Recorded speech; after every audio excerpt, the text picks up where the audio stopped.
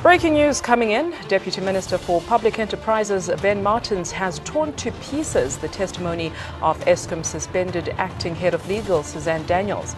Daniels told Eskom Parliamentary Inquiry that she attended a meeting with Salim Issa, Duduzane Zuma, Ajay Gupta and Ben Martins.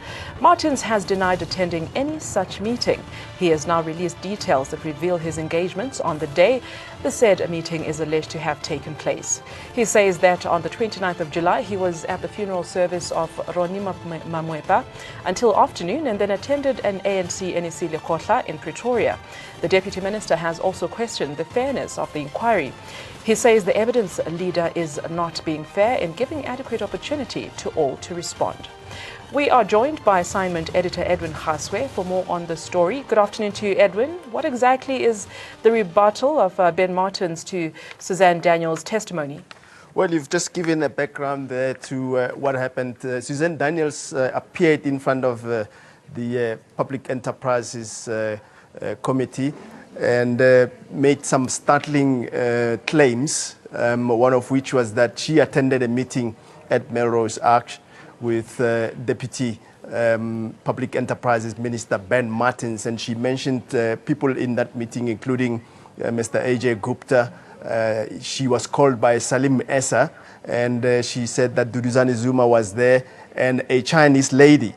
But she wasn't, sure that what some of the things Mr. Ajay Gupta said in that meeting.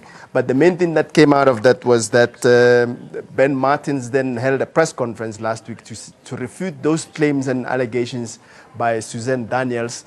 And he, at the press conference, was asked about where he was that day, but he wasn't sure. He said he'd go back and check his diary.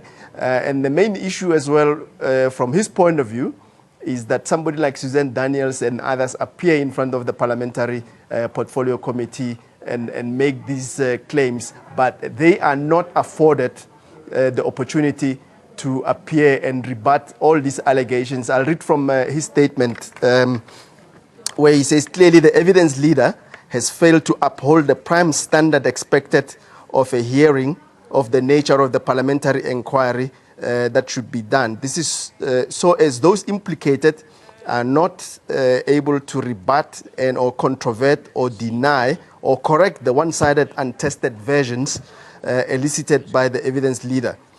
And this is important. In our considered view, this amounts to an abuse of a parliamentary inquiry process which falls short of meeting the requirements of a fair process. And he's not the only one who's lamented not being called to Parliament to come and put their side of the story. ANN7 spoke to former Eskom CEO Brian Molefe, and he's also made the same point to say that this parliamentary process is one-sided, it's unfair. They haven't been afforded the opportunity to put their point of view or their versions in front of the Portfolio Committee. Yeah, Edwin, thank you so much for giving us that update. We'll leave it there. The story develops, and of course, we'll be following it as it progresses. Edwin Kaswe, assignment editor for ANN7, joining us live and giving us details with regards to breaking news that Public Enterprises Minister Lynn Brown has, well, that's a different story, the rebuttal of Ben Martins to Suzanne Daniels' testimony.